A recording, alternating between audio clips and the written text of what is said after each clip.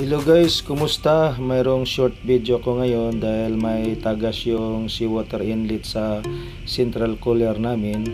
Bali pipe fabrication with Tito guys. Pumutol kami ng tubo guys at binutasan para sa tea.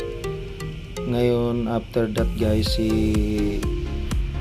install na namin sa plans to plans sa pattern guys. Pasensya na kayo guys at hindi namin nakuha ng video yung paggawa ng pattern dahil nagmamadali kami guys, wala kaming oras sa Australia guys. Ngayon guys, kinukuha na namin sa pattern at i-poly weld na yan guys. Bali basic ship welding lang guys di ginamit natin kasi di naman wala naman tayong certificate sa welding guys. Bali ship screw lang tumitira nito guys. Third engineer guys. Yan guys, finished product na yan guys, ready for spare na yan. Yung luma pala guys, ni-repair lang namin yung butas at saka binalik dahil wala kaming oras.